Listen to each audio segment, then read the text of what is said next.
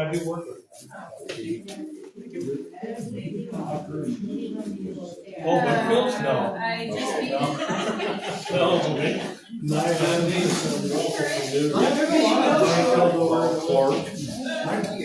My dad's from Pittsburgh, Ohio area. So I mean, Butterfield and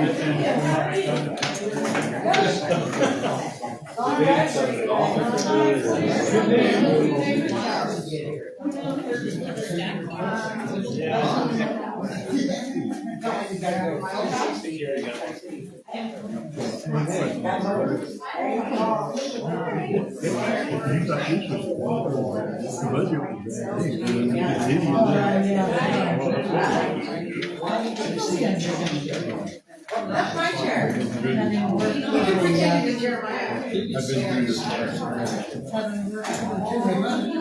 There you go. This is, well, we were talking about that, this doesn't have anything with that. Survey, weekly survey. This is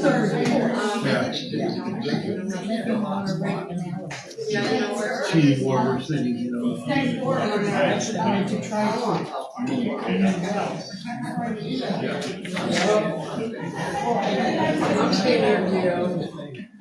Hello. They pull that drink. So you all. Just getting started.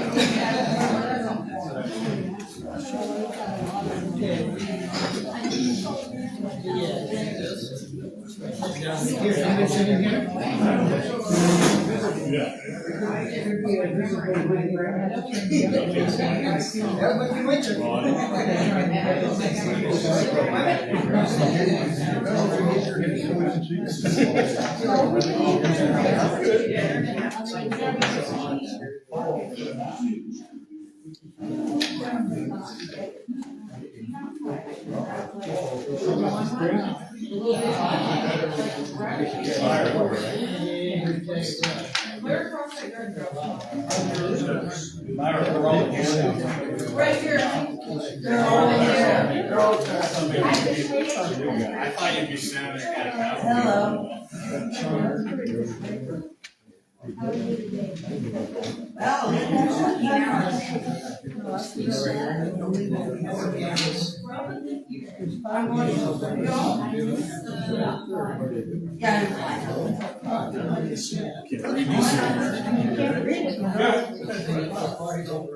I haven't seen the pictures. Which DJ is 30 or 40 years.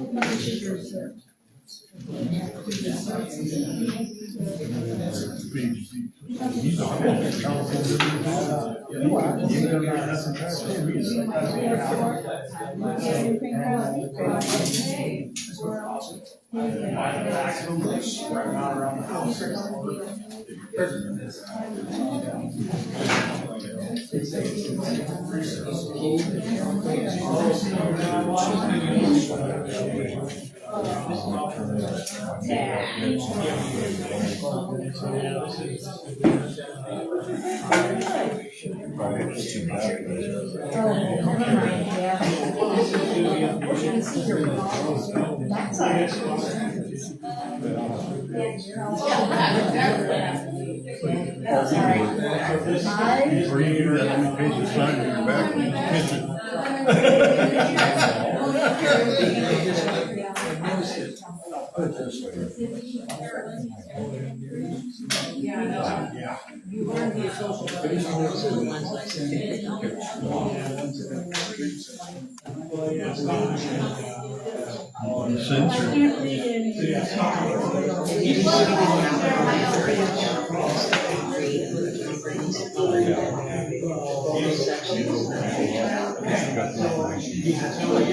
Yeah. Some of us will take it home back and read it. Yes.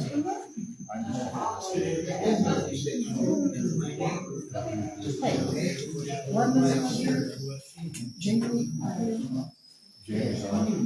Jamie's in there.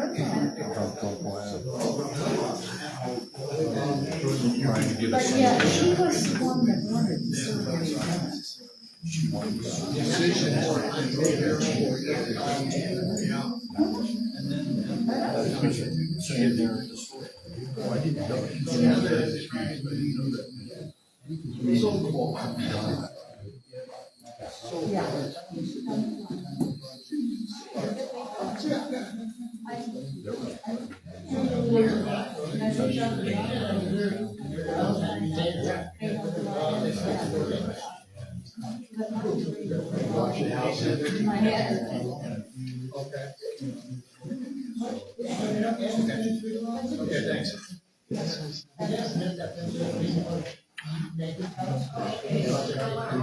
Dismissed for what? Right across the street from Brad.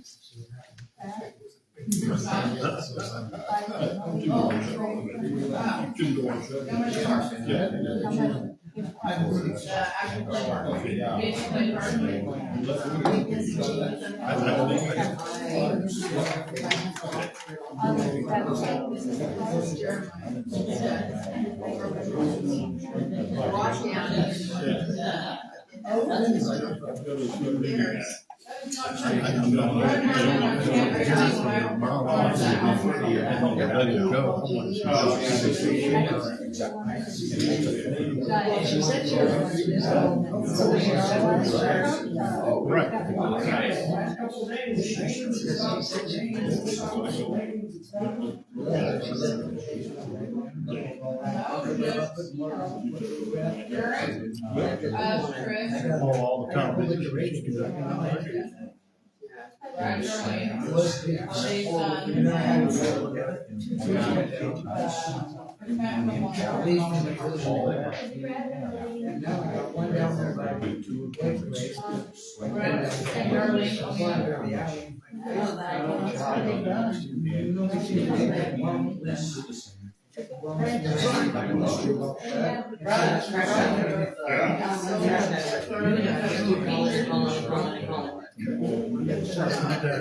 This is a violation of the First Amendment rights.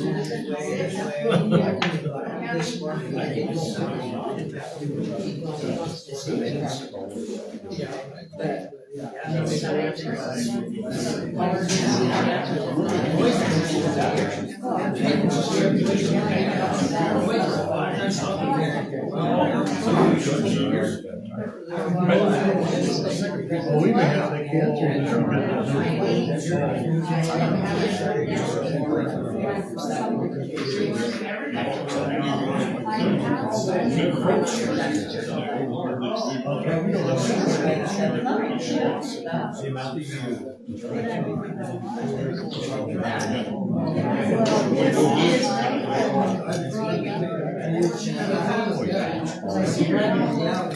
you see, I didn't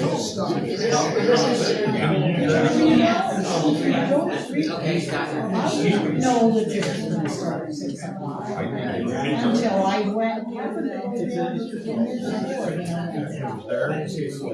Posted on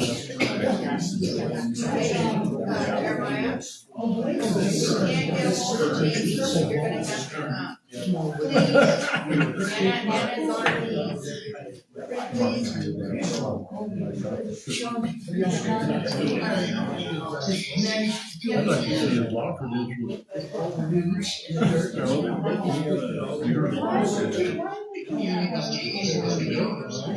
She's in Arizona. She was supposed to call in, but we couldn't get a hold of her. You're on speaker.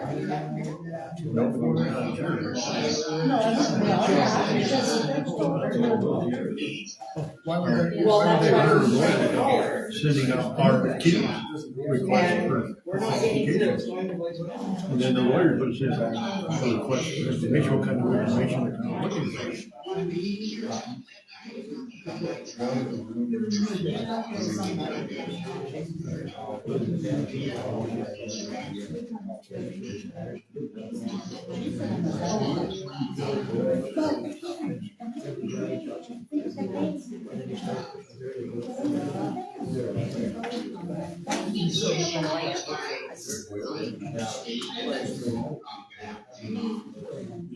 this is a regular meeting, we just have a presentation first.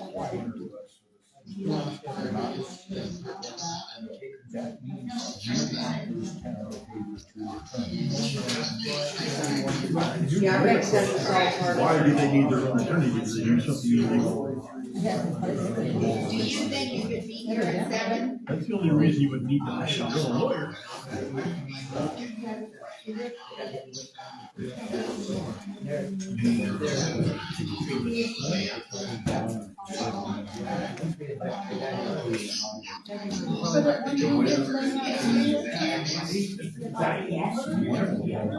Oh, it's like, sorry.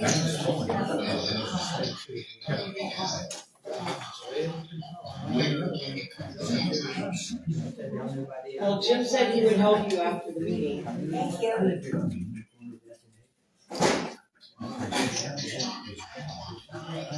Well, I'm hoping we won't be here tonight. You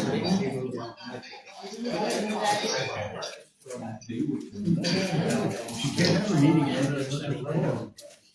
Okay, we're gonna start with the presentation because we got people here. And we only have 3 things on the agenda, so I don't think we're gonna have a very long meeting. We just need a forum to be able to pay the bills. Yeah.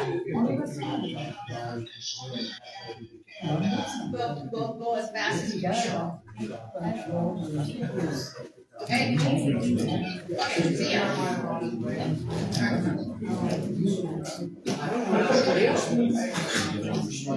Right, Jamie again? You know, you was able to Okay, talk. everyone, thank you. It is after 6 o'clock and, right now we are waiting for, Jamie to appear by phone. And we are waiting for Jeremiah to come after, he's got car trouble. So he will be flying in, we will go ahead and start. We'll do the, okay, let's say this real fast and then we'll start it. Pledge allegiance to the flag of the United States of America and to the republic for which it stands, one nation, under God, indivisible, with liberty and justice for all.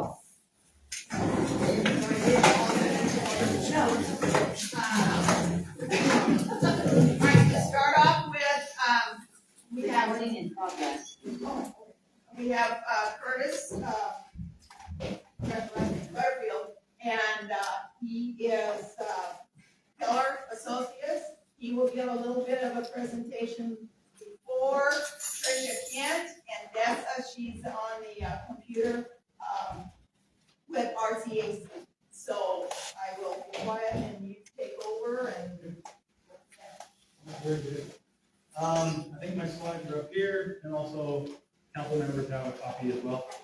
So, but I just want to take a few minutes to give a progress report on what we've been doing. And so, right now, Keller's been working with the mayor to identify projects and funding opportunities and trying to position for those and get organized. So, if you want to go to the next slide, I'm going to talk a little bit about airport projects, water projects, and some funding. Oh, am I getting a picture? Oh,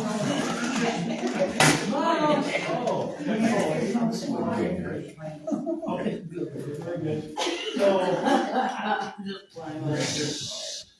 For American Most Wanted now. So the first items on our list here is the airport project. I know there's been a lot of interest in this. So there is a process. You're in the process to get funding for airport projects in Washington. We have an airport partner that we work with on the west side called Civil Air, and they're a resource that we've been using. The process to get funding for airport projects through WashDOT involves getting first listed on their statewide capital improvements project list. And so, and the runway is one of them. I put some pictures, I know it's hard to see on here, but there is cracking and stuff on the runway that's of interest for the town to get fixed. And so, to be able to be eligible to get the runway project done, we'd have to get it added to they call the SCIP, the SCIP. And so there is in July to August, there is a application period to add projects to the SCIP. But just because something's added to the SCIP doesn't mean that you get funding for it right away. It just goes on to this master list of projects statewide, and then it sits there until the state deems it eligible for funding. Once it's eligible for funding, usually takes 1 to 2 years. And then after that, you're allowed to start looking at different funding opportunities that come through the WashDOT aviation program. So with that being said, this has been identified, the runway project has been identified as one that we would want to add to the SCIP this year. And so I guess just making the town aware of that opportunity. The airport engineer I talked to said that he kind of went through the different classifications of repairs that need to be done. It is kind of a minor repair at this point, but it is eligible for statewide funding. So just wanted to point that out. And as time goes on, it kind of moves up the priority list. The other project that was identified as a taxiway project. Go back. The taxiway project was already on the SCIP. So it has kind of a description about repairing this area of the taxiway. And so there are some funding opportunities that come through, but we've noticed a lot of them are about 200,000. Bottom threshold is 200,000. So this one is just a little bit under the minimum limit for getting funded. So as more opportunities come available, we'll be keeping an eye on that, and we will apply for funding when time is appropriate. Or we're also considering tying that to another project, maybe this runway project, and just make it one large project, get both of them done at the same time. So those are the kind of things we're kicking around. Let's see, there are other funding opportunities like FAA, generally for large airports and a lot more competitive. So those aren't any that we are really pursuing this time, just because the probability of success are really low. All right, the next slide, please. Talk a little bit about transportation project. So there's not currently any roadway projects listed on the TIB for land in Washington State. So one thing that we're looking at doing is starting to apply for a lot more roadway projects. The application period starts in August this year, so we have a little bit of time to identify projects, to start putting descriptions together, getting photographs, things like that. We did have our transportation engineer come by last month, and he helped kind of drive around and look at the road inventory. The image you see right here is actually a database on a website. Anybody can access it, but these are kind of the priority areas based on WashDOT's priority standards. So you see red obviously being probably the highest priority projects. Scott, our transportation engineer, will be looking at what's currently listed in the inventory and then comparing it with our site visit and just making sure that everything aligns, and then adding any other improvements that need to be added to the list. And so, usually, from my understanding, because I'm not a transportation engineer, but my understanding is getting funding for road projects is pretty straightforward process. So, especially through the TIB. All right, next slide. So water projects, there's several water projects listed in your water system plan. There's numerous, but I only picked out probably 2 of the highest priorities, and there's a few others that we're tracking that the mayor and the water system operator have identified that are on our list. So just because I don't mention it here, don't think that they're not a priority or not important. I'm just focusing on the 2 biggest ones.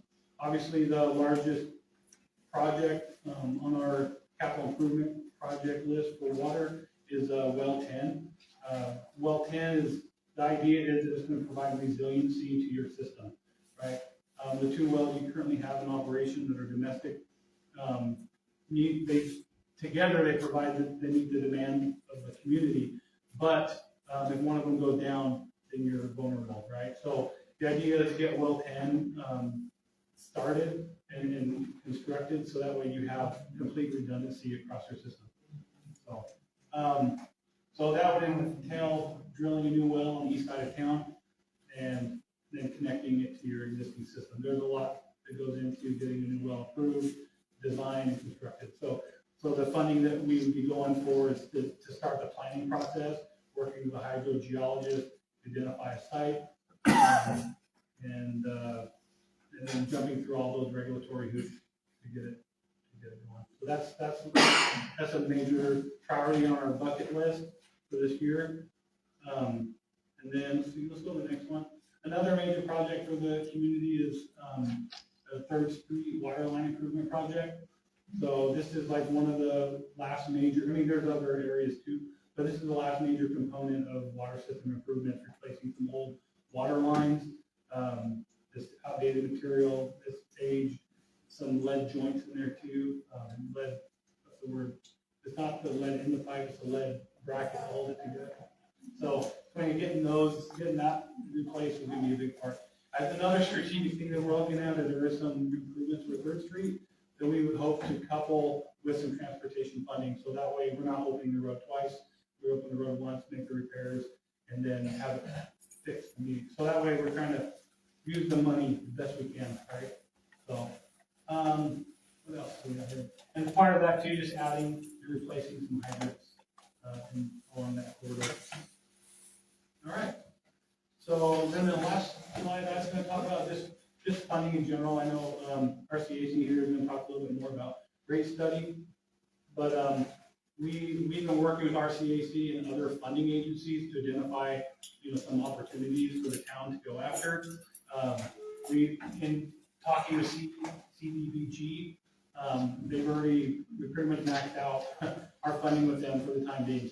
We have a few projects with them, and they said, hey, until these loans are paid off, we can't loan you any more money. So that, not only that, but they want to prioritize that money to communities that haven't used the program, so they get priority over the town of Lynn. So that's one thing just to be aware of. There is the DWSRF, which is through DOH. They're the Department of Health, and they're one of the major suppliers of funds for water improvement. So, so they do have application periods here in May and December for water improvements. And so based on your affordability index and things like that, you can get a loan up to 50% subsidized, which is basically a grant. So anyway, there is no program out there that gives 100% grants. It's usually tied to some kind of loan forgiveness or something like that. So we can certainly use multiple funding sources to help fund the project. And so that's something we can strategize around as well. USDA Rural Development, this is one that the community has used a lot in the past as well. For planning for like your well project, you could get $60,000, but the town would have to match 25%. So they also have construction loans that go up to 4 years, and the town already has a few of those. And then the last one here I listed, there's maybe a few others, but the Public Works Board, they do 100% loans, but they do have sometimes loan forgiveness as well. And so, so anyway, that's just a kind of a summary of the funding we're looking at. And this would be for this well project and the water line project and the other ones that we want to kind of apply for this funding cycle. And I think the important thing to realize is that it's unless you couple a lot of these together, we're never going to get 100% grants. And so when we're looking at a rate study, we can't plan on grants being guaranteed because you never know. They're very competitive. There is affordability indexes and cost of living things that go into there.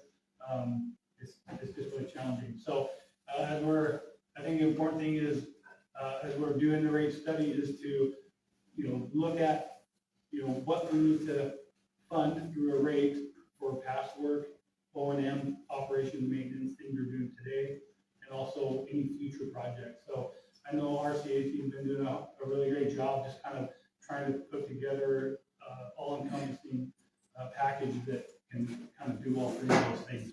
And so, yeah, I don't know if there's anything else. Heather had a question. Oh, yes. So, while you guys are doing the road stuff, Yes. if there's homeowners on that stretch that want to repair or replace a septic line that runs under the road, can that be done simultaneously? So replacing a septic, you said a septic line? Yeah, I Sewer think, lines, yeah.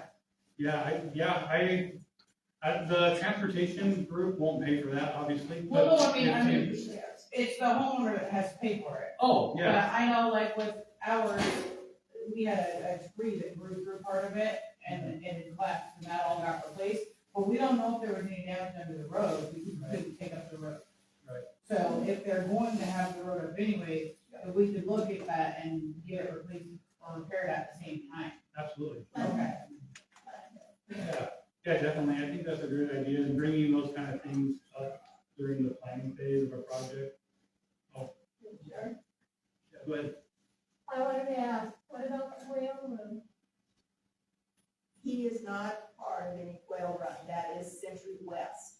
And that Is is, he that working is on it this year? April 10 of this week, the bids are gonna be open. Okay, So he is not part of that, that is Century West. okay. We're kind of double overlapping Yes, in yeah, engineering. yeah. Okay. On the airport repair, how many aircraft presently use the airport? Say that again? How many aircraft presently use the airport? Two, for crop dusting, seasonal, yeah, spring and fall. If we, did funding and get the, approval for the two projects, what kind of an increase should we expect? That's a great question. Reasonably? That's a great question. I don't know at this point. She wrote that down. Okay, thank you. Yeah, we haven't dove in that far. Yeah. You know, but I think, I guess the good question is, how much is the funding, how much is WashDOT Aviation gonna cover too? Right, I don't think we know that at this point, maybe, I know in the past, they've had work done at the airport, and, I don't know if that was part loan, part grant. Was that for, the FEMA stuff too? Yeah. Curious, Rudy has a question. on the water line, when they were doing the fiber optics, they dug up, you know, to put their fiber optics through. The water line was looking pretty bad right there, in the alley, it's at 7 Okay. and 8 in between. That, the pipe was looking pretty bad. They tried to stay away from it as much as they could, because they didn't want to damage anything. Right. But then as I dug a little bit further, they ran into another light 6-inch pipe that nobody used in the middle of the corner. Now, I don't know if it's a sewer pipe or if it's a water, but they don't use water pipes like that for fire hydrants, so I'm just kind of curious. Right, that's a good question. And so I think questions like that are okay if they share those at town hall or whatever, and then we can Yes. get, yeah, and then I think that's the best approach.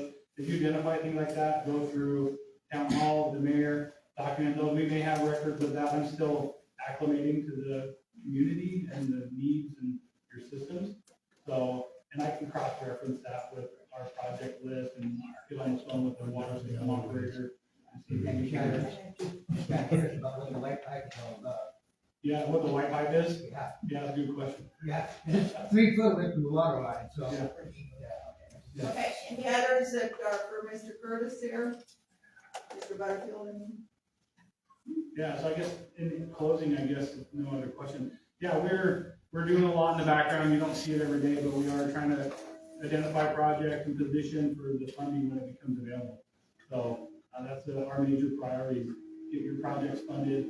Obviously, the council is gonna have to make some decisions about, those, whether to pursue those funding opportunities. And I would encourage you to really consider what RCAC is gonna be presenting, because, to be eligible for funding, you've got to meet certain criteria with the state. And so, anyway, yeah, hopefully we can get some more work done. There was a, I don't have it with me, but, Paul gave me a copy of it. It's a spreadsheet that you had developed, I think it was Curtis that put that spreadsheet together of all the Water project? water. Yes, You had mentioned going for grant funding and somehow putting these projects together into one grant, or a loan funding package. Could you do that? I mean, the list was fairly long, and, well, it wasn't like super long, but there's a couple pages of various parts of town and streets that needed water sewer improvements. Is there any way to lump several of those together into a roll? yeah, definitely. As we approach the funding, first thing important is getting the rates right, so that you can be considered for funding. Without it, they're just gonna give you loans all the time. I thought the total number of that, was it like 9 million or something like that? That's right. So all those projects came out of the water system plan that RCAC put together several years ago. Yeah.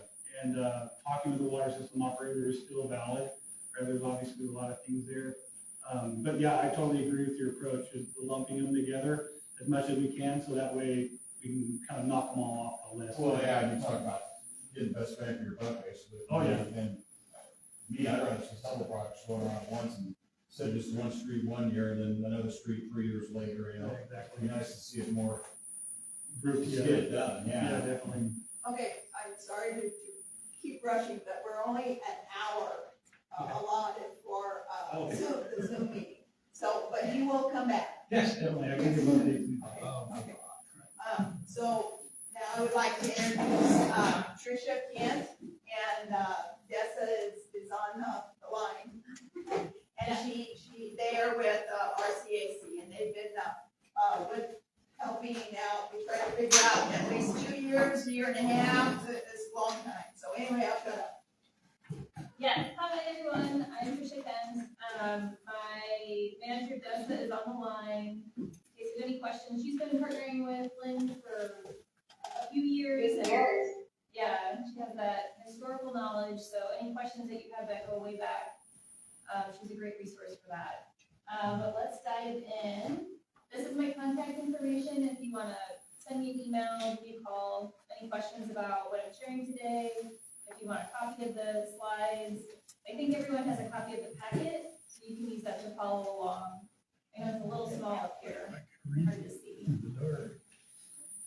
And then if you're not familiar with our CAC, we provide technical assistance to rural water and wastewater systems across the western 13 states over there in green. But we also fall under that larger RCAP umbrella, which is made up of companies just like us across the country. So today, we're going to talk briefly about what rates are. Then we're going to talk about current rate performance, and then 2 alternatives that we looked at. So what is the point of charging rates for a utility? It should collect the true cost of service, and we'll talk about that on the next slide, of what really goes into the cost of treating and distributing water to customers. It should distribute those costs fairly across your customer classes. Everyone should be paying their fair share for the water that they're using. It should provide sustainability. We want to think long-term. We don't want to just pay for what we're doing right now, and the next council will have to deal with the issues of not maintaining or updating the system. So we want to think about the future of our system, our kids, our grandkids, and the water that they're going to be using. And then, yes, go ahead. Is that water filtered? I actually don't know the exact treatment. You know, Bruce? I don't know what it is. A lot of well water systems aren't filtered. They're just filtered naturally through the aquifer. I'm just kind of thinking, like the pesticides and whatnot, I'm just kind of curious on it, we don't need filter. Yeah, good question. All right, so the last note here is it should promote economic development.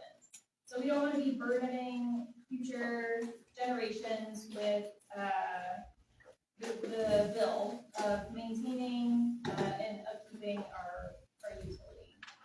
And so with all of this in mind, Oh, the true cost of service. So this encompasses a lot. I think people, if you turn on the tap and the water comes out, everything's good. I pay my bill every month. Maybe I don't like what the bill says, but it really needs to cover all of these things. So it covers the operation and maintenance of the system. You need to clean it, you need to maintain it. There's pumps, there's conveyances, there's storage tanks. All of this needs routine maintenance, which costs money. Debt service. So debt that we have for improvements that we made or new infrastructure, we need to pay off that debt. And that's the responsibility of ratepayers. Admin expenses. We need to pay for our accounting software. We need to pay someone to send out the bills every month and to balance the checkbook every month. So all of that costs us money to keep the lights on, to pay salaries, all of that. And then finally, reserves. This is the part that a lot of people forget. We need to be setting aside money to have in case of an emergency, and also to buy those replacement parts, so that if a pump goes out, we're not scrambling to try to figure out where to find money to pay for it. It should be already set aside.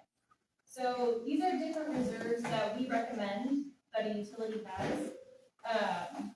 Debt reserves to support your debt service. Operating reserves, again, that's to do that routine replacement of components. Emergency reserves, this is if an earthquake knocks out your system and you need to replace it. And then capital improvements, if we know our system's growing, if we need to add a new subdivision or something like that, there needs to be reserves set aside to support the growth of our system. And so for our rate study, I partnered with Mayor Bell and Barbara, and we collected a lot of information. We collected the past 3 years of financials. We looked at the current debt service, so projects that had been done, and that debt that we're still paying off, that obligation we have to our lenders. Planned improvements, so what Curtis mentioned, what's coming down the pipe, what we know that we're gonna have to pay for soon, because it's nearing the end of its life.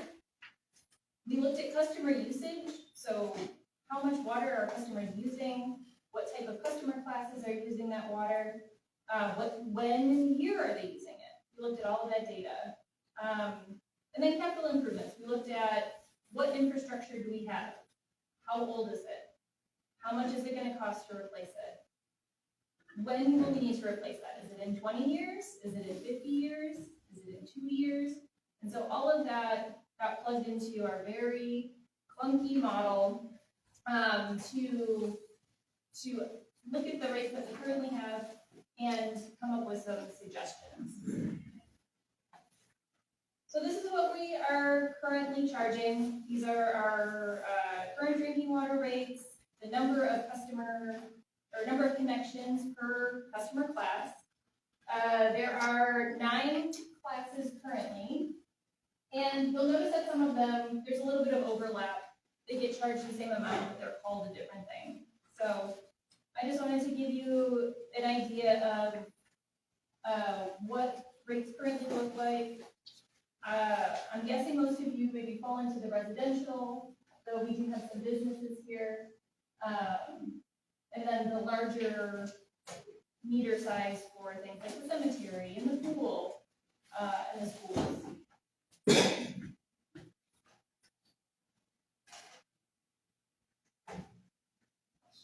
And this is also in the packet, if you are like, this is so small I can't see anything. This is in current rate performance. There's a lot of information going on here, so I'm gonna parse it out. The growth factor is how much your rates currently go up by every year. So there's that annual adjustment that you know is coming. That's the 3%. And then we have expenses and revenue. Our current performance, there's a net loss, which is not great. We know that a utility should operate as a self-sustained business. It shouldn't be funded by our sewer fund. It shouldn't be funded by the general fund. It shouldn't be funded by anything but the money that you're bringing in from customers. And so we see here that we're not achieving that. And then one other thing that I wanted to point out, and Curtis mentioned this a couple of times, is that affordability. And I have a slide on that, that's the next slide. But what funders typically like to see, if they're gonna give you that 50% forgivable, potentially, is that we're at least charging 2%. And we can see that we're not reaching that goal either.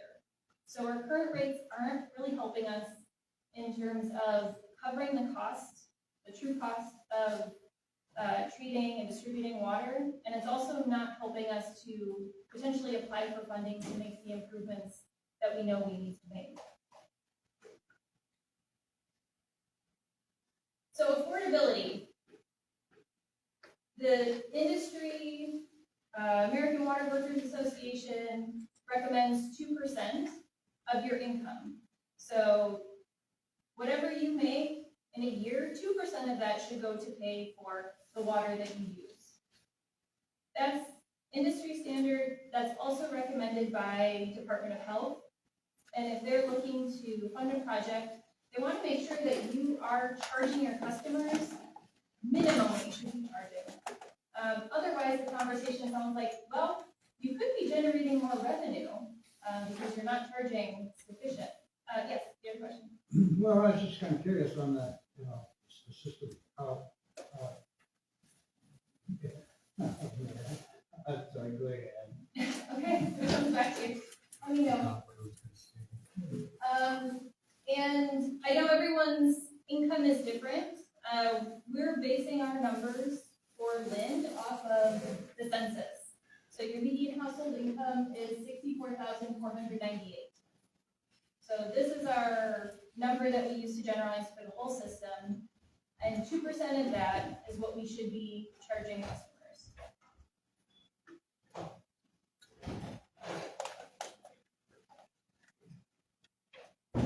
Okay, so something else that we included in the model, this is really blown up, and it's not the whole thing, but it's our asset inventory.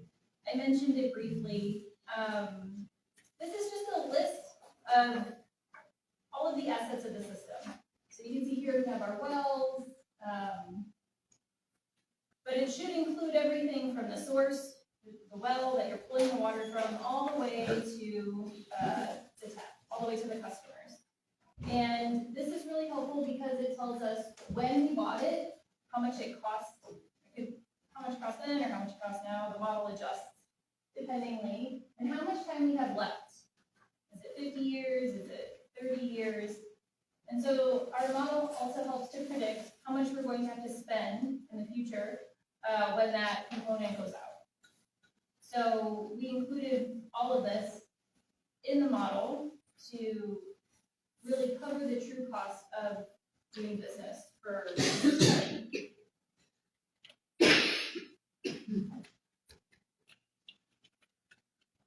Okay, one other thing I wanted to mention is when we're calculating rates, when we're figuring out how much to charge customers, maybe think about both the base rate and the usage rate. So the base rate is that same amount that we pay every month. This should cover fixed expenses. This means it's going to cover the cost of water, whether you use a drop or not. And this is things like admin expenses. Maintenance on the system. And That's what I was gonna say about the water. sure, go ahead. Okay. Yeah. Well, our water bill's so much now as it is, we get charged by what we use. That's good, yes.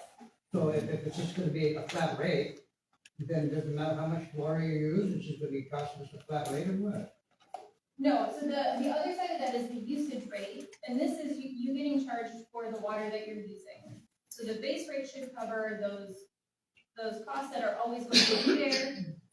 The usage is going to cover variable expenses. So whatever chlorine and supplies and other things that are going to vary depending on how much is used. So Lind currently has both. There's a base rate that you're charged regardless, and then there's a usage rate. This is how most utilities do it, to cover their fixed costs and cover their variable costs. We're gonna look at both of these. I have suggestions for both the base and usage rates. What we'll look at first is just the base rate. So the alternatives that we came up with, this is the first one. This is suggestions for the base rate. So this is with the goal of getting us to 2% affordability, that thing that we mentioned before, by next year.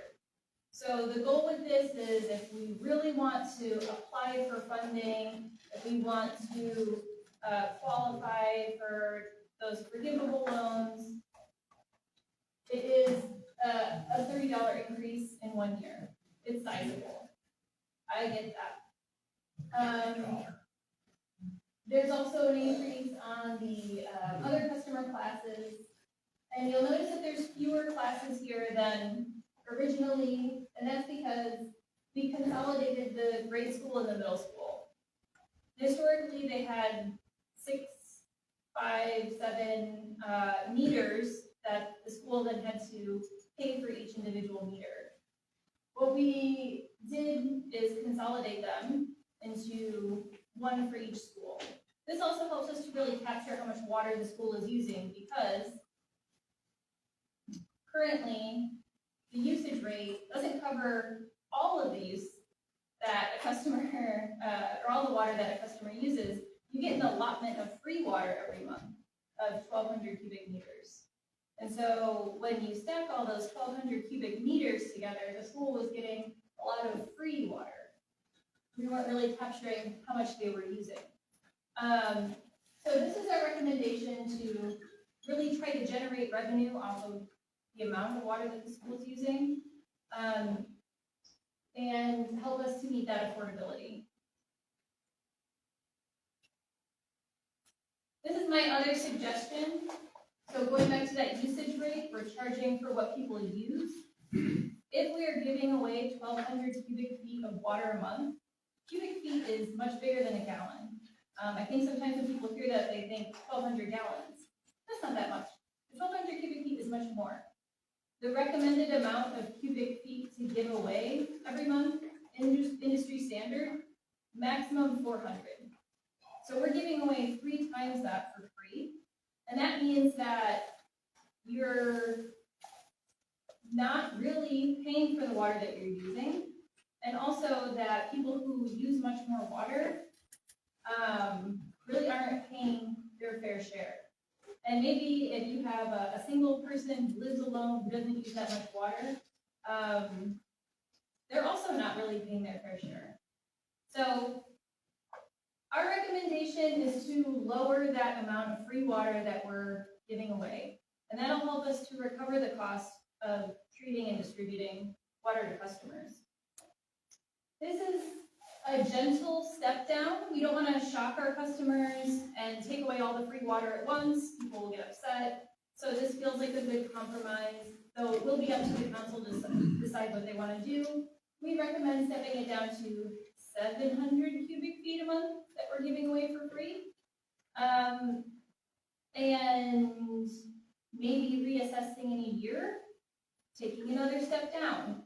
You'll notice that I didn't raise, or this scenario didn't raise usage rates off the bat, because what we really need to do is stop giving away free water first, and then charge the right amount. So this is our recommendation for both scenarios. I'll show you the second one in a second. But that is a really important suggestion, that we're really doing ourselves a disservice by giving away so much water every month. That is more water than a family of 4 uses. So you can see how many people are. One cubic foot is 7.48, 7.5 gallons. Oh, thanks. For those that don't. Funny, I was looking up the same thing. Yeah. Yeah, thank you. Yep. It's important to note the difference. I think sometimes people hear cubic foot and they think, oh, it's like a gallon, but it's much bigger. Okay, so this is the performance of this suggested scenario. We can see that we are Covering our costs. It gets a little trickier as it gets later, and we have to reassess and maybe, reassess our rates later, but the main goal is to get us out of the red with this scenario, and also to be reaching that 2%, so that Curtis is free to apply. And applying is one thing, but also getting a really competitive package from Department of Health, USDA, whoever it might be, is really gonna serve us. It doesn't make a whole lot of sense to apply for funding, and then get the package back and realize it's not really what we were hoping for because we're not charging our customers enough. So, A quick question. sure, you wanna go back? So the 25,000 in gain for 2025 is based on what point in the year? If there was a rate change, June? That's a great July? question. I think this probably could have already occurred. It might be lower than this if because if we wait till halfway through the year. And that's a great question. I can take a look at those numbers and follow up. But I think this is if we had taken action at the beginning of the year. January 1? Okay, so this is our second alternative. We wanted to also present something that was a little easier for customers, and look at the impact of that. So again, this is just current classes and rates, and then this increase is only $10. The goal with this scenario is stepping up each year so that we reach 2% affordability in 5 years. What does that do? It gets us to being able to apply for funding a little later, but it's also a little easier on our customers' pocketbooks. I'm gonna reiterate, if nothing else, this is really important, lowering that allotment of free water. This is the same suggestion regardless of whatever base rate the council decides. Lowering this allotment is a really high priority to start recovering the cost of all of that water that's going out the door for free. Yes? You keep mentioning free water. I'm having a hard time following that one because let's go back to what you were talking about, your fixed rates and your variable rates. So when I'm reading my water bill every month, I'm seeing my base charge of $68.50 with that 1,200 cubic foot allotment. To me, that's not free. Isn't that part of the package? We're paying for that initial allotment of water, and then correct me if I'm wrong, maybe I'm not reading the bill or understanding it right. Your base is that 1,200 cubic feet of water, and then aren't the variable charges when you go over that? Is that your overage use? So, yes, that's right. Our recommendation though, and this is standard industry recommendation, that is way too much water to be included in a base rate. Well, I understand that, yeah, I guess I'm having trouble seeing how that's free. Sure, go ahead. Yeah, Jess is gonna answer your question. Hopefully everyone can hear me. Sir, I understand your question, and I understand that it does come approximately in your bill.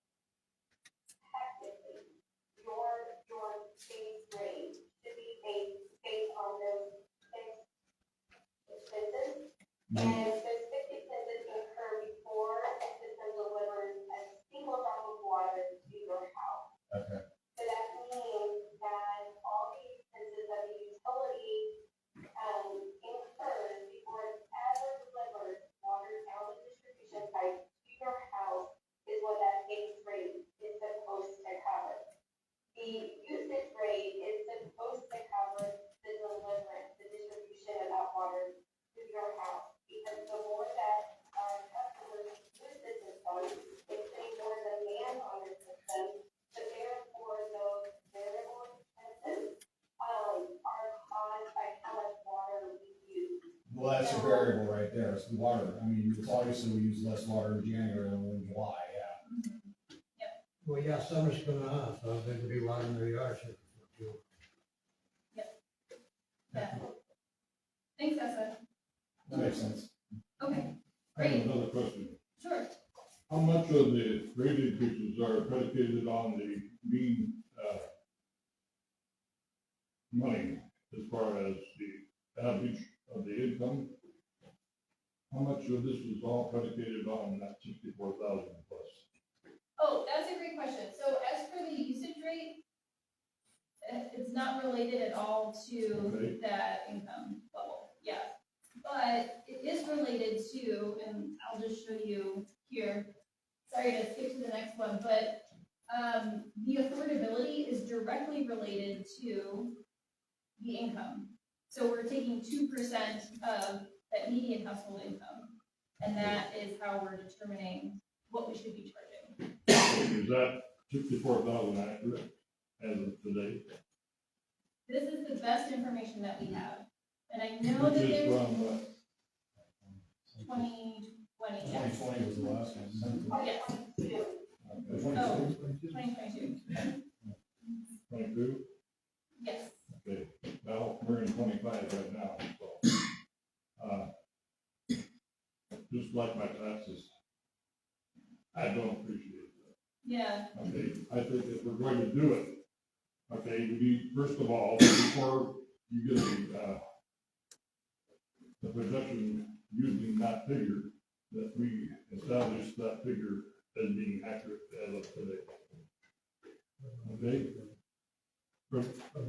The, income survey that's been thrown around, we want to do that, but we want to wait because it's only good for 18 months. So we have to play the, I just think about the low income people who have. That's what I was saying in the previous one, is that we need to find out what the actual income average is in town, because it may be less, maybe more, we don't know, but we need to know that because we should be basing what we charge people based on what used to be. sure, Jessica, go ahead. Thank you.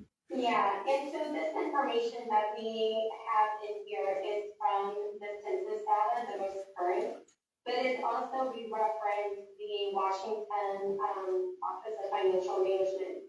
They do a projection on median household income for the communities across the state.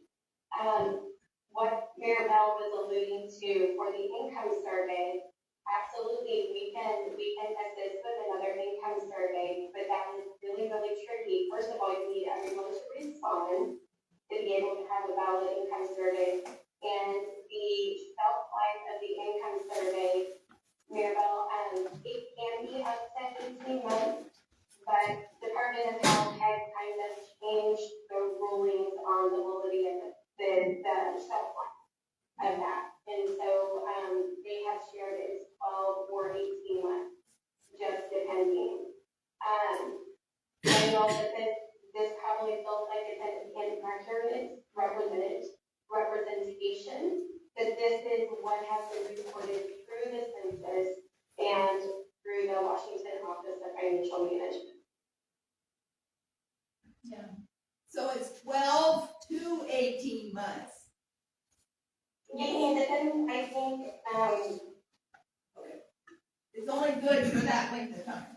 That's right. yes, it's not good past that. So if you do an income survey and you're thinking about applying for the drinking water state revolving fund, we have to do the timing just today. For it to be valid. What's the application process like for getting a income survey done, and what's the lead time, and what's, I guess, how long does it take for them to approve it? So, an income survey can take up to 6 months, and I've seen some go up to a year. It just depends on the response of the community.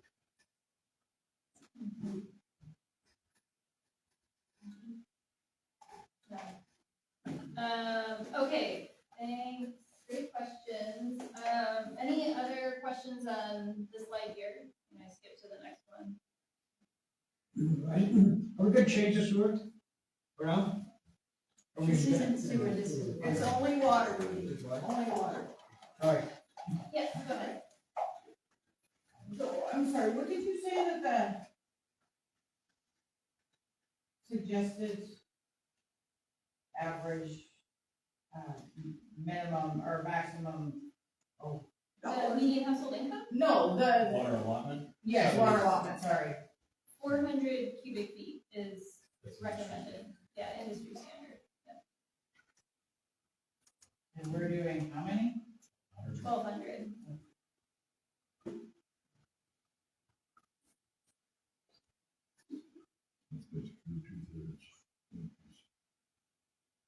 Well, honestly, I was looking at both levels where we were sitting here. And I had 12 written down, and I'm like, how come I only have 12 and they have 100? But that makes more sense. Okay. So this one is just showing here the performance of that second scenario. You'll see it's not generating as much revenue as we'd like to see. It's not covering as much the cost.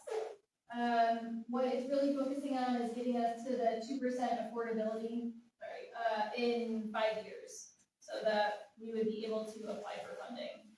So it's a more gradual increase, meant to be a little easier on our customers, but it's not quite meeting our financial needs. So our recommendation is to look at alternative one. This meets our financial needs of covering the cost of treating water, distributing water to our customers. It's also helping us reach that 2% affordability that we would need to apply for funding. And within alternative one, we are also suggesting lowering the usage or lowering the amount of water that is included with the base rate, so that we can help to start recover the costs of doing business. We also suggest to look at those usage rates again, to go back and look at that allotment that you get with the base rate in a year and set that down further. We really want to shoot for that industry standard. Once we've done that, and this could be a couple of years out, then maybe look at usage rates and how much we're charging, but we really want to make sure that we're lowering that allotment that we get with our base rate. Another suggestion is that we look at our rates every year. So we want to look at our budget for every year. We want to make sure that we have a clear idea of the cost of doing business every year and make sure that our rates are helping to cover that. These rates are not set it and forget it. We want to make sure that we're really actively looking at their performance, make sure that we're charging what we need to be charging to make our business sustainable, so that we're not putting off maintenance and we're not putting off improvements that we know need to happen. So we're looking at lowering the allotment and increasing the usage charge simultaneously? No, we're not doing that. No, our recommendation is to lower the allotment. Keep lowering the allotment until it gets to that 400 cubic feet. Doesn't have to be this year. That can be gradual, but that is the end goal. However many years that takes, that will be up to the council. But that is our suggestion, to keep lowering it. Yep. And so next steps. The council is going to adopt a rate structure that they feel is in the best interest of the water system and the customers. Our suggestion is to educate the customers, to really let them know the true cost of the utility, all of those costs, operation and maintenance, the debt service, the administrative costs, the reserves, all of that needs to go into a utility. Let them know what their rates are doing for the utility. And then again, as I mentioned on the last slide, review the performance annually. Take a look at the budget, take a look at the revenue that we're generating from the reserve, or from the rates, and make sure that we're covering our costs. These are our suggestions.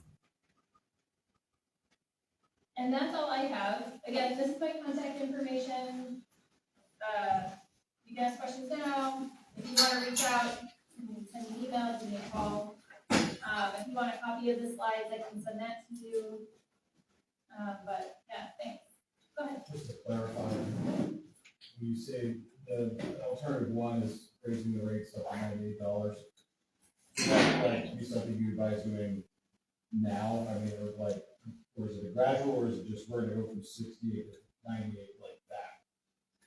That is our recommendation Okay. to reach the financial goals. And then the usage tiers, starting, we're at 1,200 right now. Yep. Is that, we go straight down to 400, or was, I heard 700 earlier, was it just Yeah. 700 and going working down? Our suggestion is to step it down to 700. Okay. Yeah, so you can ease customers into that, and reassess in a year or reassess in a couple of years, however long it takes.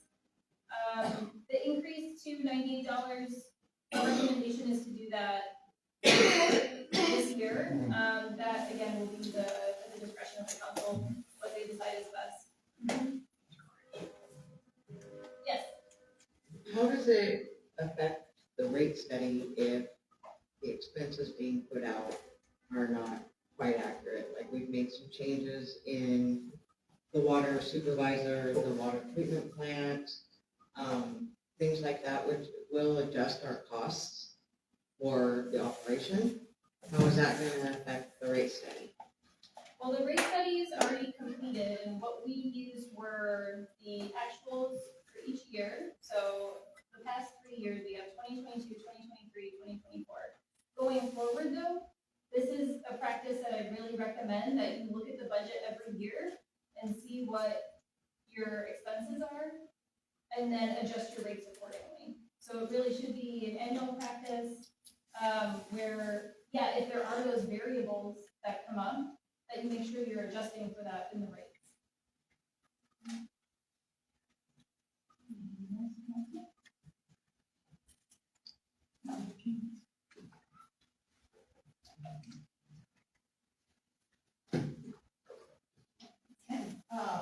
Everyone, the rate study is ongoing.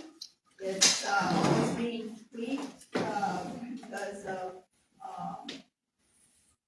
things that happen, like, all of a sudden we had to buy whatever, then that affected the study. If we had a repair that needed to be done immediately, then that affected the study. So, it's an ongoing, open book. It's a decision that we all have to make. We have to have a buy-in to it, so, I don't know. Yeah, and if the council is interested in seeing a distinct scenario from what we generated, like, what if we reach 2% affordability in 2 years, or something like that, or a specific scenario that you're curious about, I'm happy to generate one, and show it to you too. Chris, I think you were mentioning how, the loans was calculated in this rate study. How, what was calculated? The repairs that have been discussed and taking on a future loan. Yes, yes, all of that was included, in the rate model. So we looked at past loans that we have, the debt service, so what we still need to be paying every year. And then we also looked at future, improvements that are scheduled. So all of that is included in the rate study.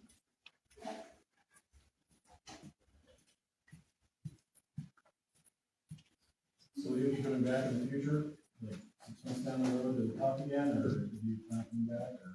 No, so the rate study is closing on our end, but assessing rates, I think is what the mayor means. Looking at rates, making sure they're covering our needs, that should be ongoing.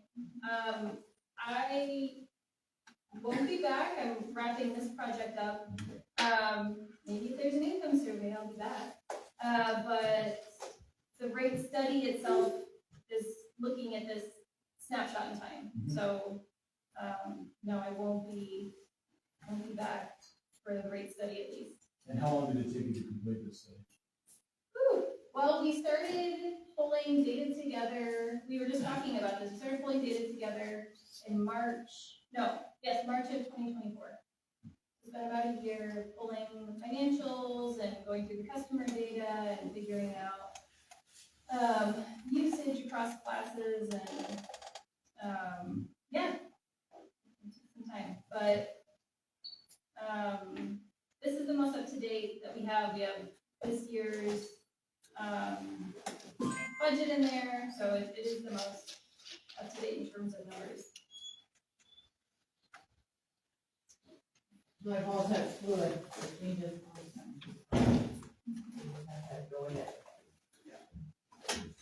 Thank you. Yeah, Thank you. thanks. Yep. Actually, Jess is joining from Zoom. Did anybody join from Zoom that has questions? We have one other person joining, and she's not already in Okay. Okay. Well, I think that's all for me. And then I've already stopped. Okay.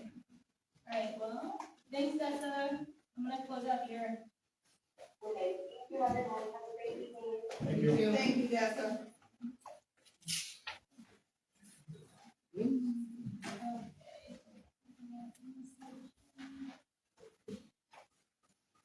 So this is, kind of the end of the study, but it's the beginning of really good talks and, looking over our numbers that we have, what the study has, given to you in the,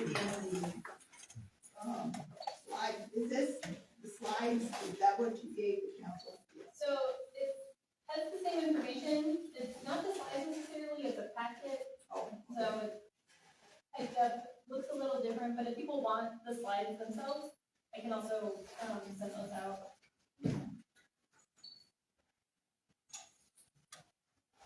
Beginning of talks. So, thank you, everyone.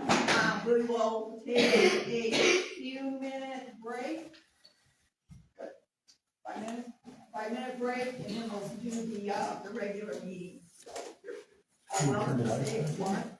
If you have any questions, make sure you write them down, give them to us. has to do.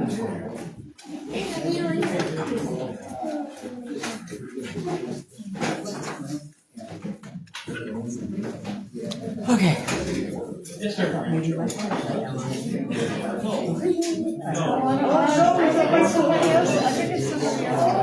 Yeah, here with the marks. What is it? I didn't bring mine.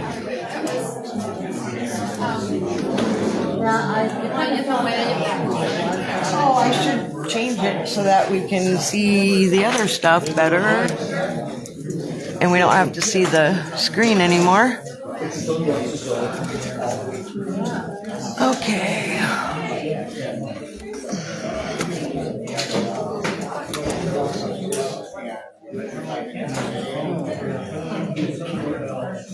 Let's see if I can move it forward a little, Susan, so it's not getting you.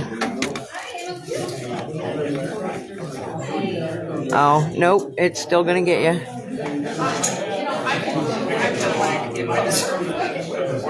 I mean, if you don't mind your head being the back of your head.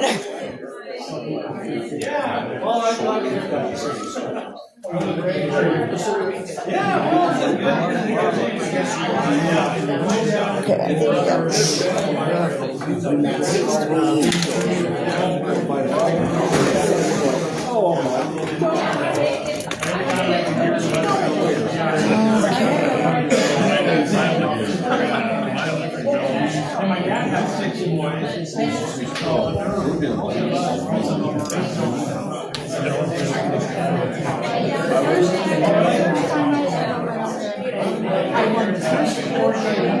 And you don't think I was hurt under everybody's feet? So now I don't fit in. I want my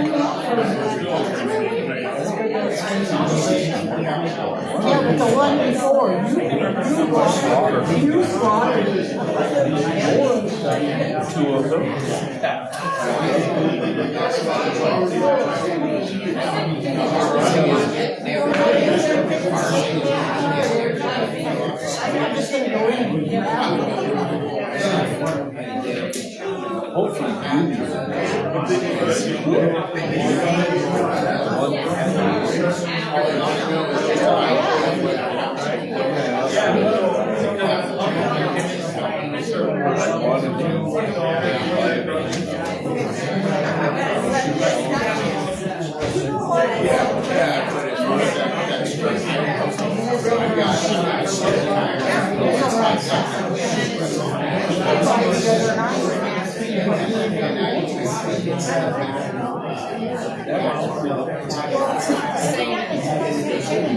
Somewhere.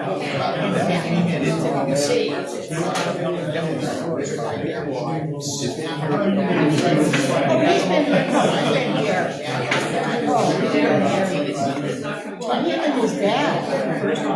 And his dad was still in the car right now. Here in Lordstown. But evidently he has chickens somewhere.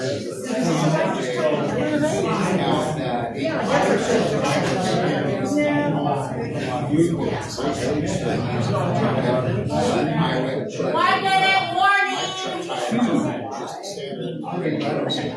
Double note?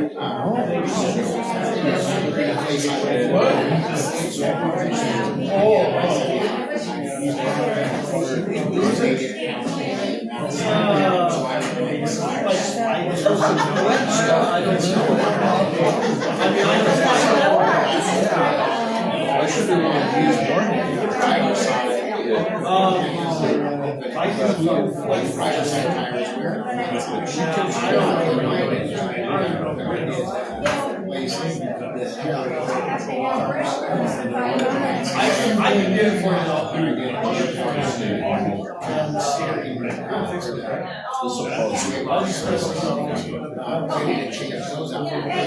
Yes. Because they're Oh, yes. Sure. Yes. I've already done it by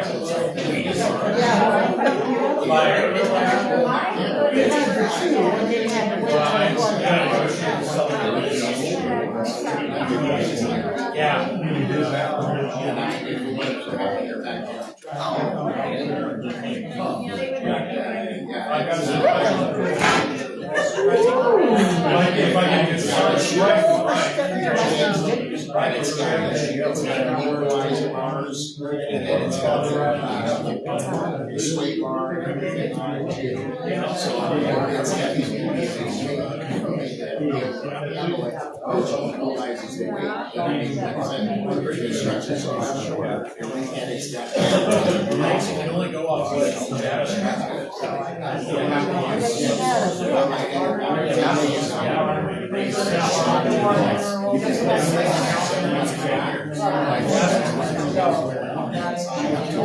And if I raise it up,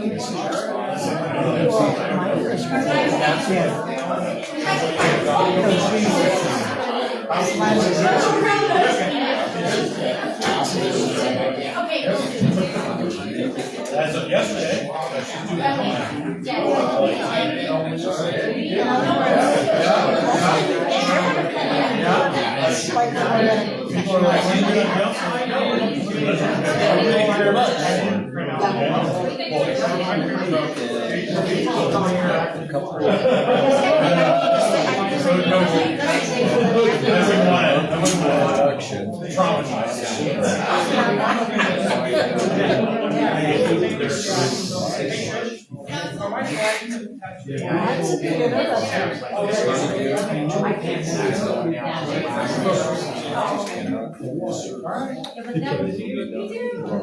It's a recommendation. No, they're gonna take it. What's that, $30? Jeremiah doesn't want to do that. Right. Thank you. Well, certainly you have to be done on the income. And based on. Sherry, are you done, Sam? Are you ready, Sam? I'm not making 60. I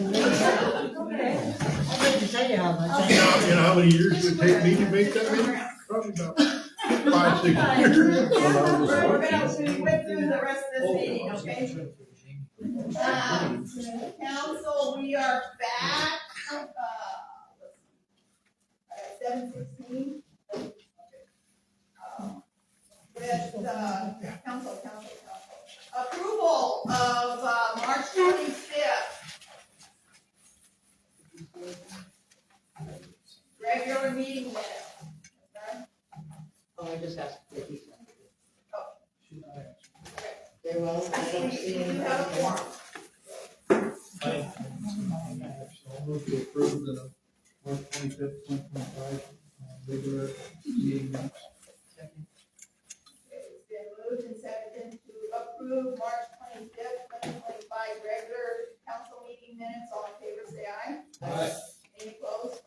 Motion carries. All right, item A under unfinished business is the Adams County Visitors Guide. The deadline is tomorrow. The picture, remember the back end of that one little magazine? Okay, you had stated to possibly change the background to a light green.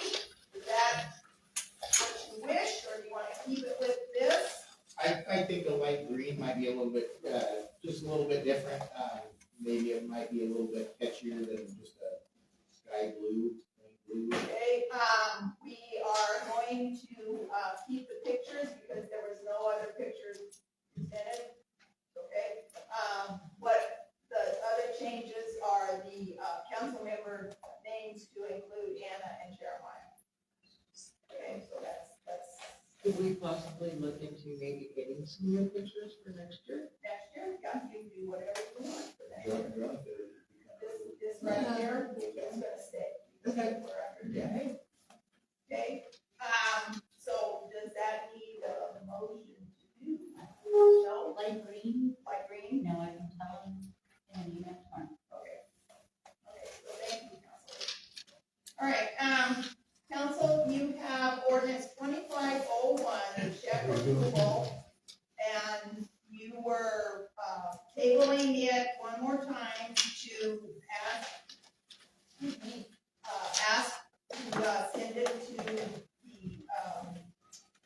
current lawyers of, Ogden, Mercy, and Waltz.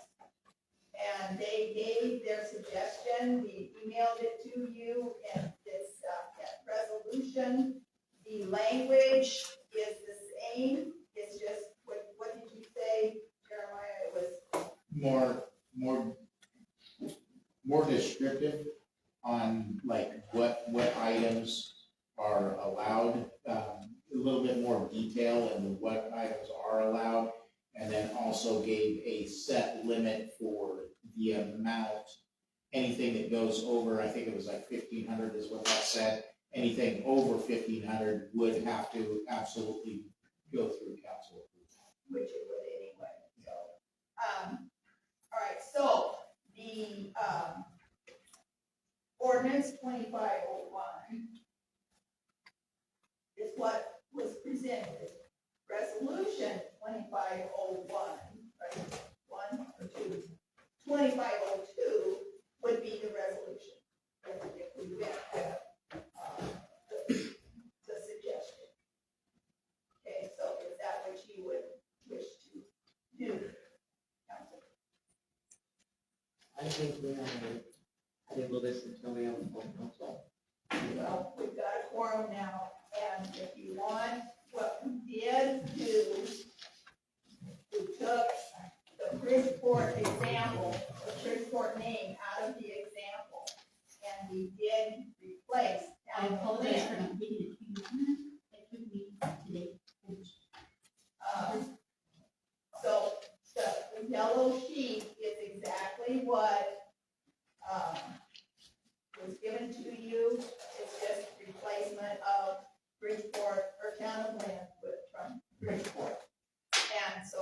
you wish to table that, there is the yellow sheet for next meeting as a resolution. Or you can vote for it as it is.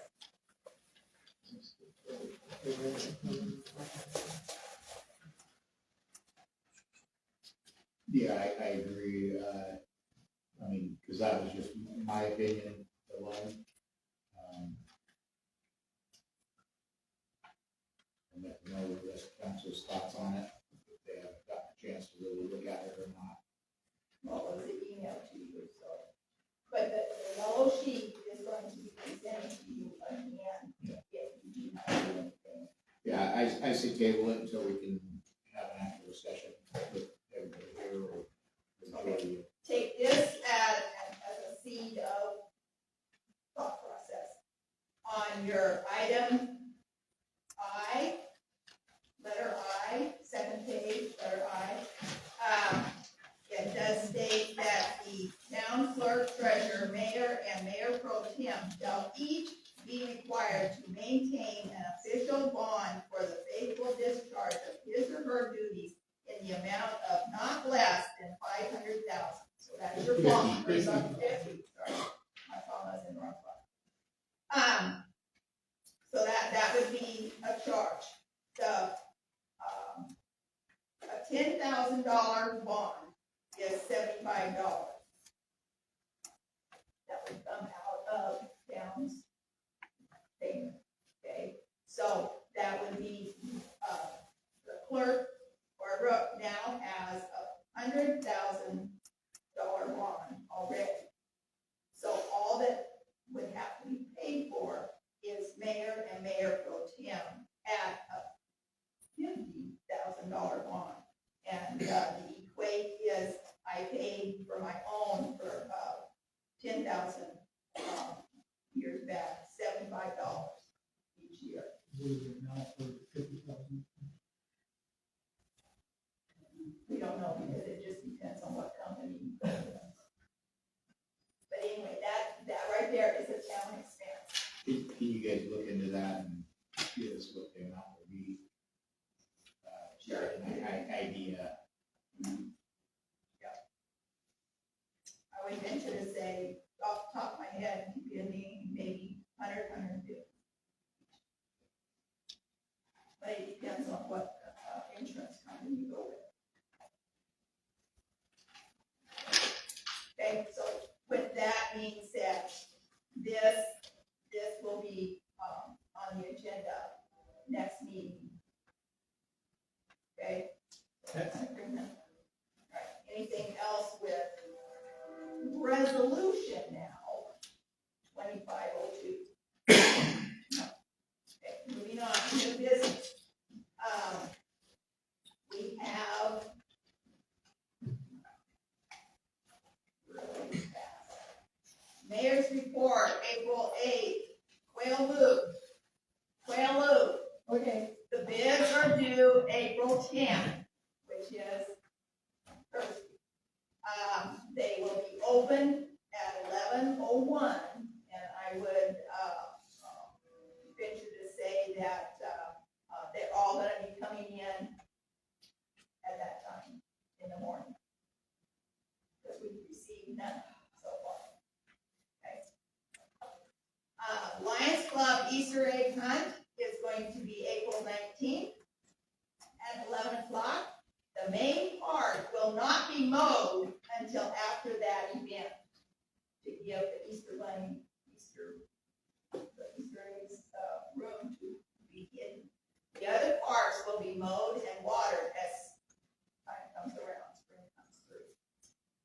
The watering schedules will continue as done for last year, and the wells will be monitored by the town's public works group. So far, all levels are doing just fine, but not everybody is in full swing of watering. The schools have turned on their meters, correct? Okay. Most of them. Okay. The football field, but and the yard. Well, the front yard of the basement. Oh, okay, so it's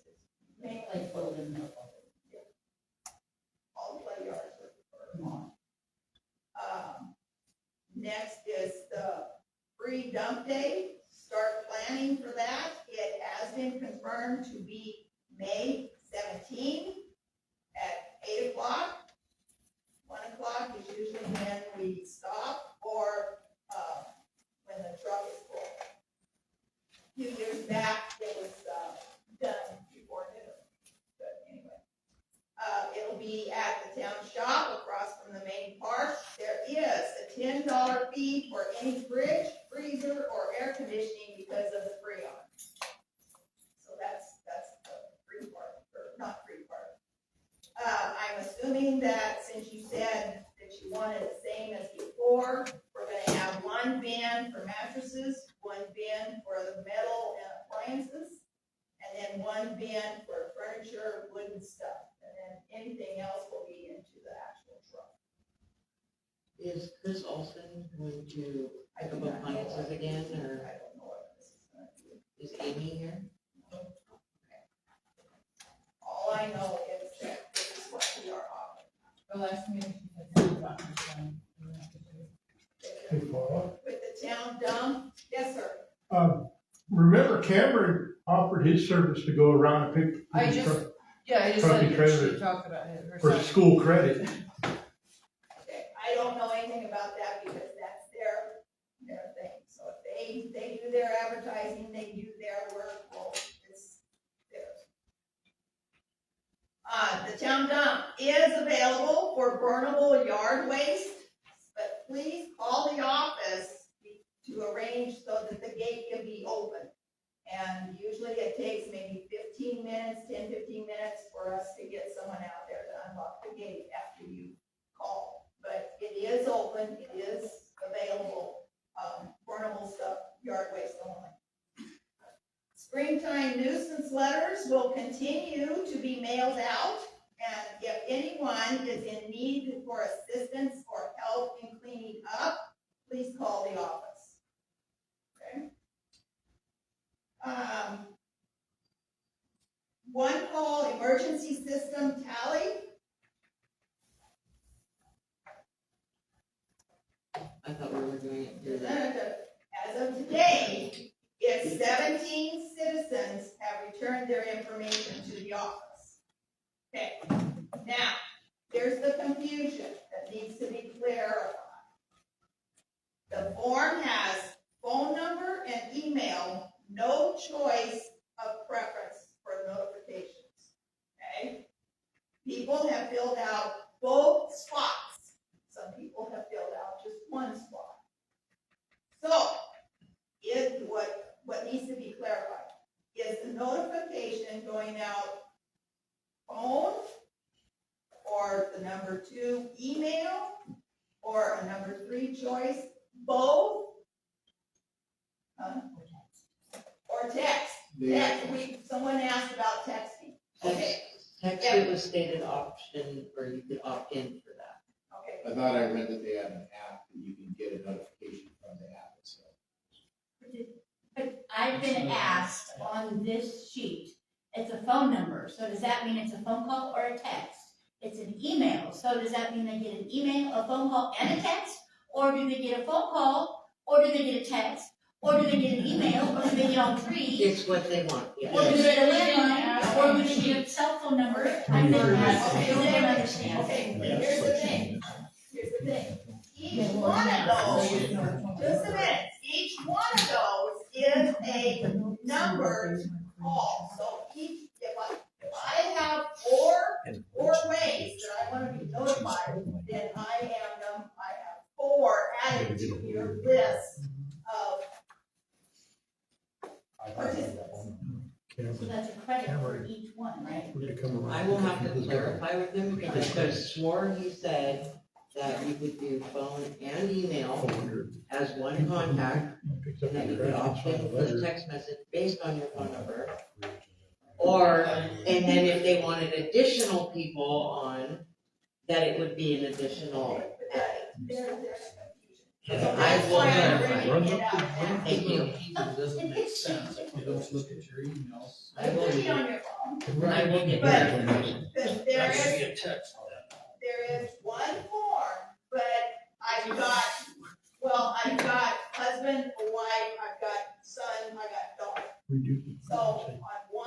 form, preference to be or do you contacted, want to have text, email. a form for each one? I don't know, that's not for you. And the form, if it could clarify, which is your preferred method of contact, right now it doesn't. Right, this was just something they sent me, so I Yeah. printed it. Yeah. So I will get that clarification. And some people have asked, this says that it's been implemented. I thought it was just being thought about. So the front page says that the town council has implemented the system, and somebody asked me about that. So there's been confusion about that as well. That, because the front of the first line of the note says, we've implemented this system. And they're like, oh, it's implemented already? How are we paying for it? Well, we've already decided to do it. Okay. And we're looking at where the funds are coming from, but the whole holdup on that was the amount of residents that sign up. Because if we have 100 people sign up, and we have $100 or 100-person category, then we're full. But if more people wanted to be added on to that, we have to go up into the next category. But if we lose people off of it, or only 50 want to be involved, and we're signed up for 100, then we can't go down because we've already paid for the year.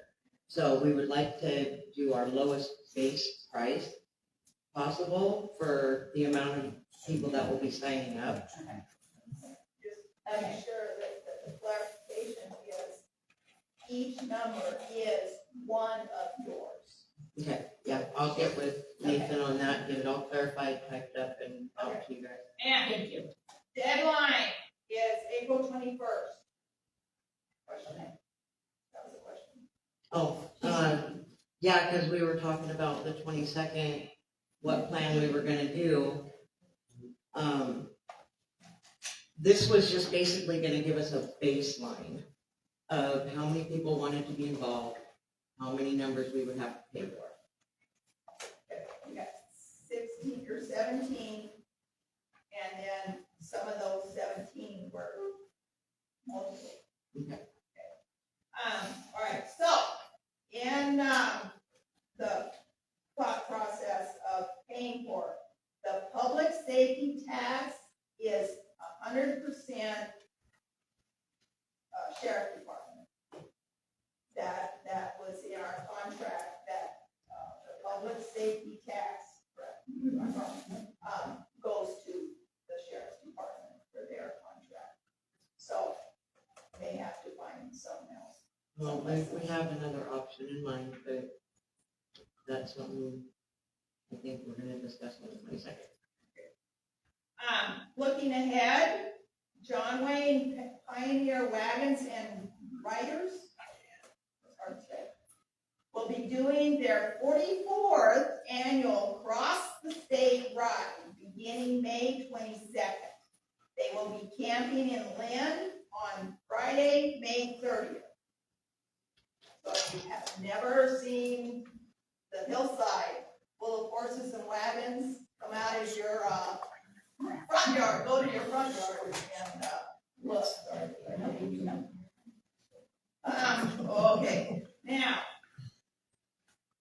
remember way back when, just a few weeks ago, I asked the council for approval of BRIC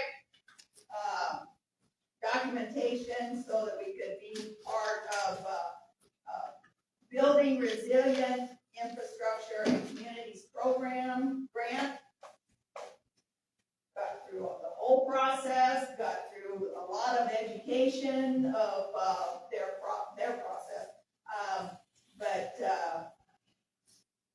here's the news.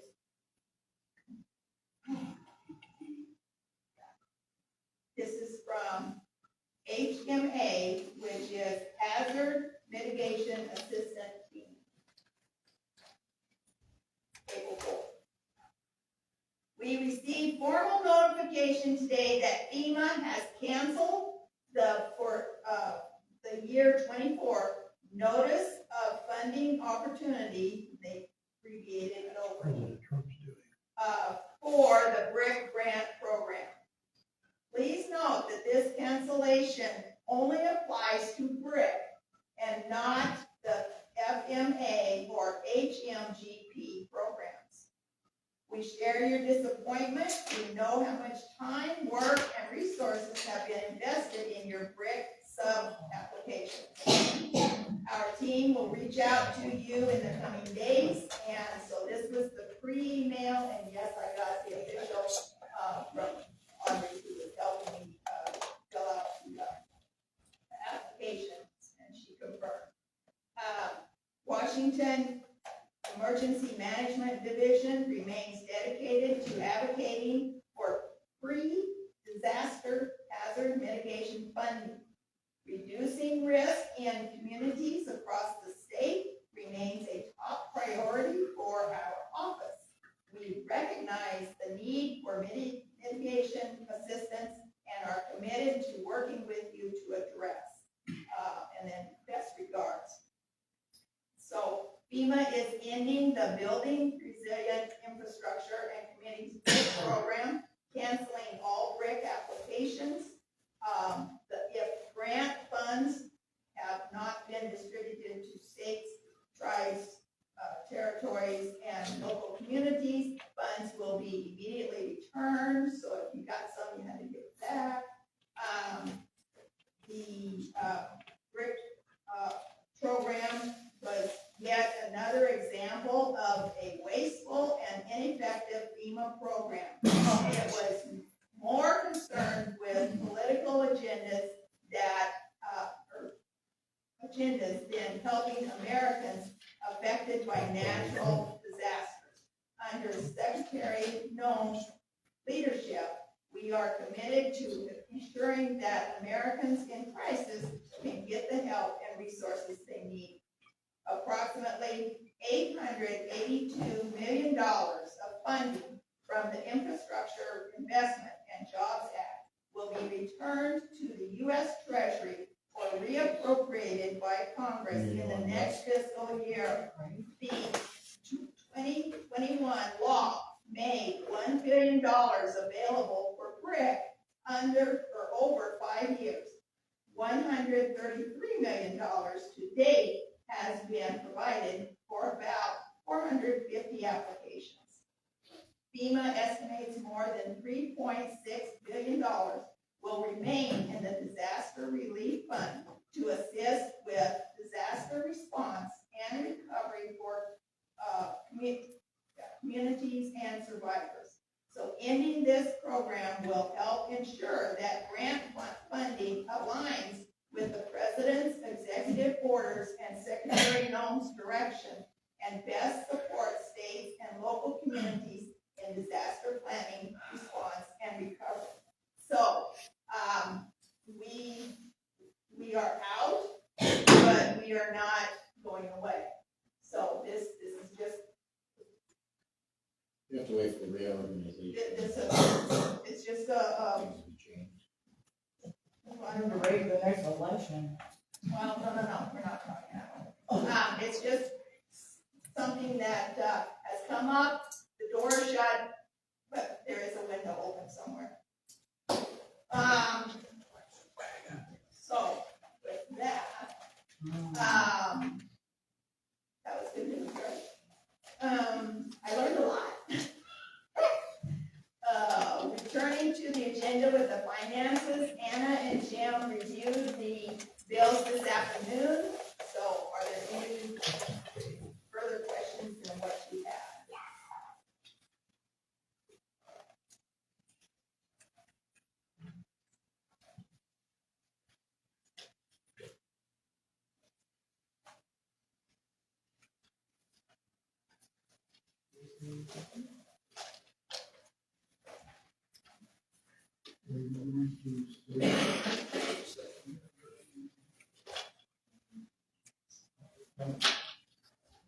Thank you.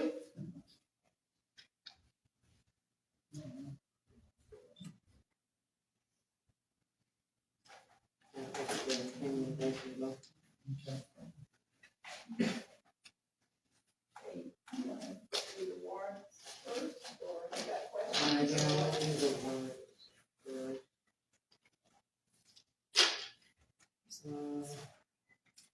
Total on that's 52,886, right? Correct. Okay, I make a motion, we pay the warrants 4/14/2025 in the amount of $52,866.84. $86.84. Okay, it's moved and seconded to approve the warrant check register. Can I change your dates? Yes. 3/25 to 4/7/2025. In the dollar amount, $52,886.84. All in favor, say aye. Right. And any opposed? Motion carries. Okay, pending.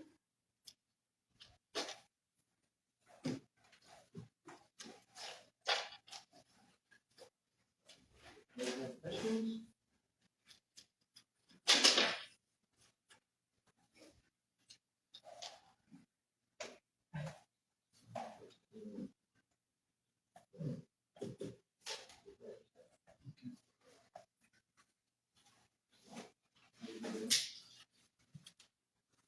Okay, make the motion, we pay the pending invoices. Is that the April 8th date? Yes. Okay, April 8th, 2025, in the amount of $22,176.22. It's been moved and seconded to approve the pending invoice list dating, 8th of April of 2025 in the amount of $22,176.22. All in favor, say aye. Any opposed? Motion carries. Jimmy, Anna, would you please sign? No.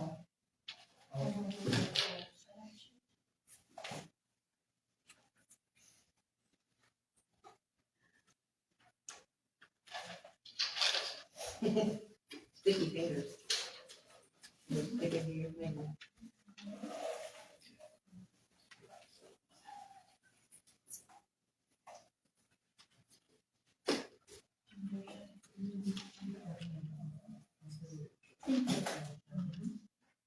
Okay, council, comments and concerns. Any? Jeremiah, start with you. Any? No? Okay. Anna? No.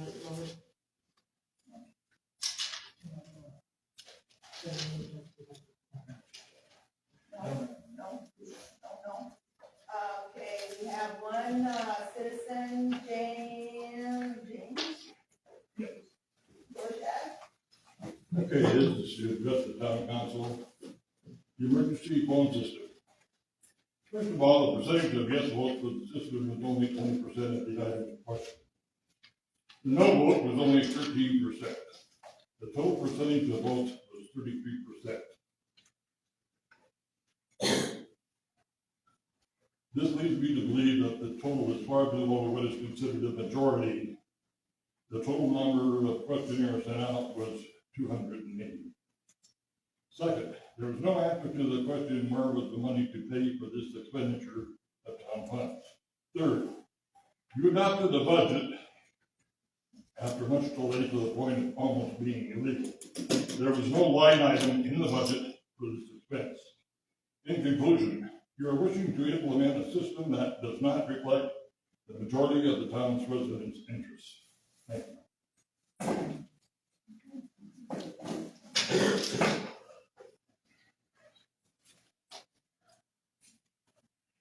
Are we done? Is that it? I make a motion, Major.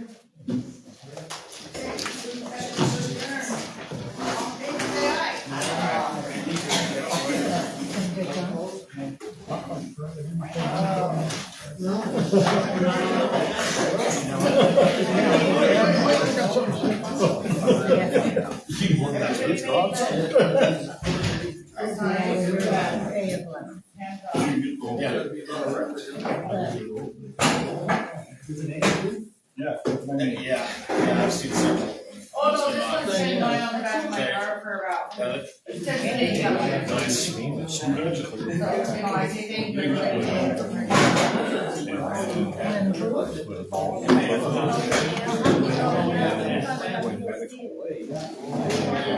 That is why we are looking at property and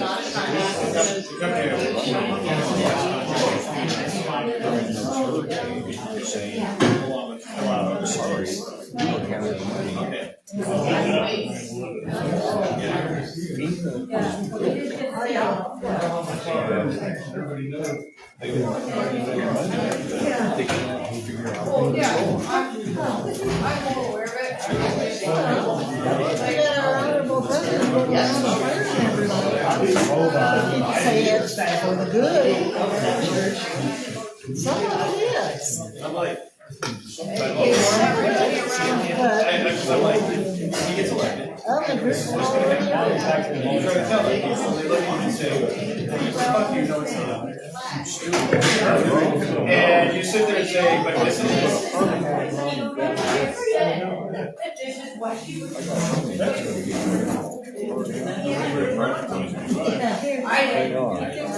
All. I don't know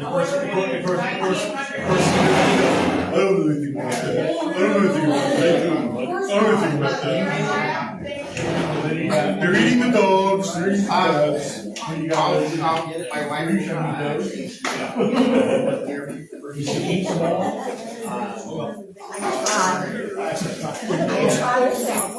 Go home and enjoy your evening.